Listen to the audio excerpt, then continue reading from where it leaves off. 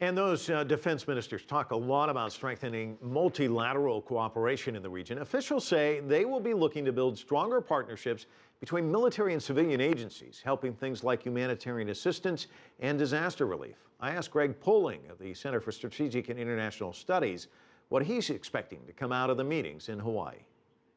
Well, the talks are definitely going to focus a lot on the non-combative kind of military cooperation, and that means humanitarian assistance and disaster relief, as well as search and rescue, because there's the trust in the region between these militaries is very low.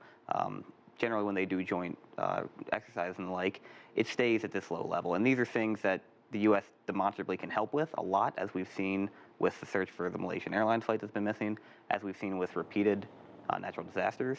It builds goodwill, and it helps hopefully get these militaries to a place where they can cooperate on a more substantive level. Let me throw some figures in your direction. I want to get your thoughts on this. These are numbers that come from the Stockholm International Peace Research Institute, and they track military spending.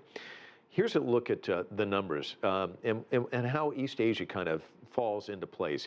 From 2004 to 2012, spending went to $292 billion. That's an increase of 61%, compared with a 23% increase for the United States over that time and 25% for the world. So what's the end game here? Is the spending just going to keep going and continue to increase exponentially, do you think, or is there a limit to this?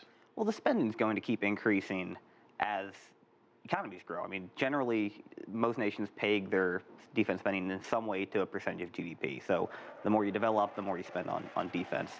I don't think it'll keep growing at this exponential rate, doubling and tripling every decade or so. Right now, these countries a lot of them are really coming up to a more normal level of spending per GDP from a very low level. And they're also becoming modern militaries. They're moving from internal security matters to looking abroad. A lot of them are investing very heavily in air and naval capabilities, things that they ignored because they spent most of the post-colonial period fighting insurgencies and being army-based militaries.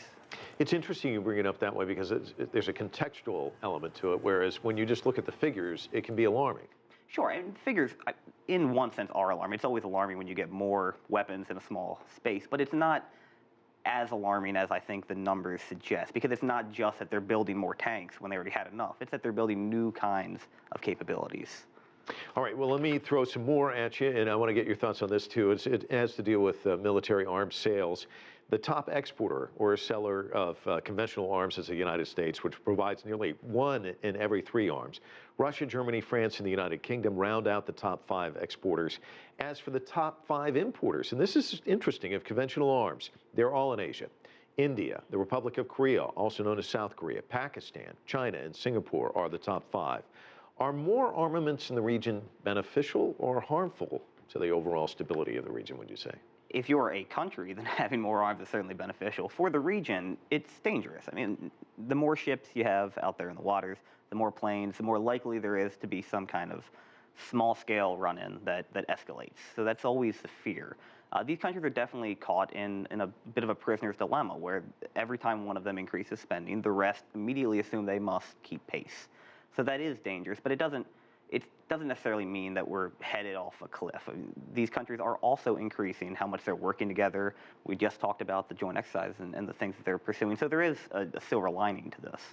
All right, Greg Poling, always a delight talking to you. Thanks so much for coming in. Thanks for having me.